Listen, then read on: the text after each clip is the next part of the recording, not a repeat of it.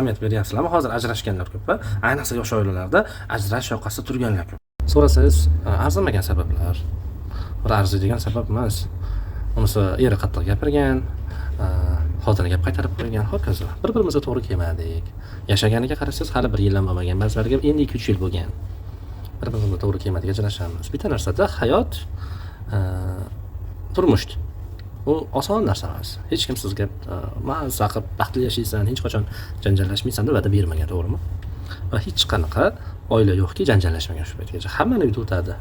Hammani uyda chutki janjallar bo'ladi. Endi kimdir oshkora janjallashib, hammaga ko'rsatadi ajrashayotgani, urush uydagi janjallarni, kimdir pinhona qilib uyda tinchitadi. Lekin mana men degan ideal oilani ko'rsangiz, mana xotini zo'rda, erini zo'r hurmat qilib qo'yadi. Yo'qsa eri zo'rda, xotiniga rosa mehribon. Ishoning, o'ziga yarasha uyda ulardan bitmish bo'lgan joylari bo'ladi.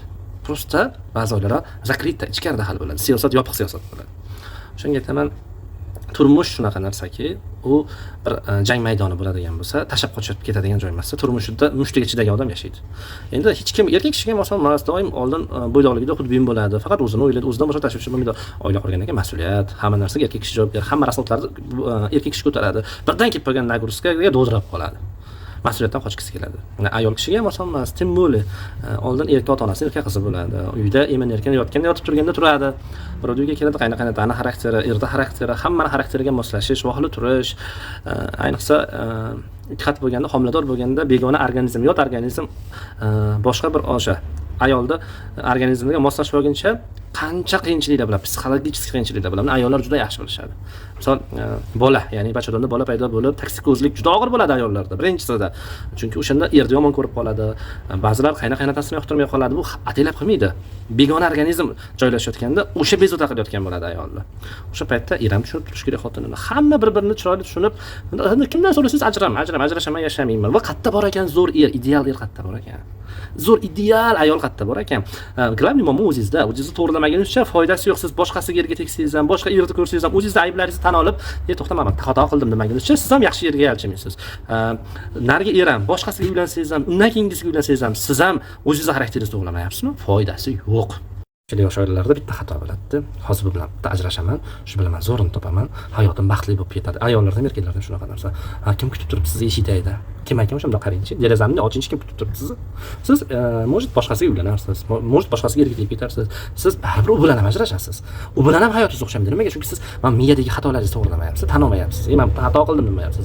Unga uylansangiz ham o'sha qilig'izni qilaverasiz. Erga tegsangiz ham o'sha qilig'izni qilaverasiz. Toki o'zingizning xatolaringiz ustida ishlamas ekansiz, muammongiz hal bo'lib qolmaydi. Faqat o'ndan mashada xolos erda xotinda. Boshqasiga uylanasiz, erga tegasiz, foydasi yo'q. Unga qilgan qilig'iz unga ham qilasiz. Boshqasiga ham qilasiz. Qarasini bitta kafe yoki oshxonada boshliqda tili rosa zahar, yomon odamlar tushunmaydigan maraz odam. Oshpaz ishdan ketadi, ofitsiantlar ketadi, o'sha yerdagi hamma qorovullamishdan ketadi. Lekin boshliq iflosligicha qolsa, boshqa qorovul, boshqa oshpaz, boshqa ofitsiantlar kelsa, nech kun ishlaydi deb o'ylaysiz. Bir hafta yetib bormaydi. Chunki uni tili zaharligi, marazligi o'rnalmayapti-da. Siz o'zingizni xatoyingizni anglamagunizcha, 10 marta xotin olasizmi, 10 marta erga tegasizmi, foydasi yo'q. Biringiz erma-er yuraverasiz, tegib bittandan xotin almashtirib yuraverasiz. Oxirida qaraganda qo'r bo'lsa, bittasi xotinga yalchimaydi, bir erga yalchimaydi. Ajrim hech qachon bir haligi chiroyli yechim emas. Bitta o'ylaydi, shuncha janjaldan keyin men yashayman, shu odamlar nima deydi? Odamlar siz yashab ketsangiz, "Молодец, ajrashmadi.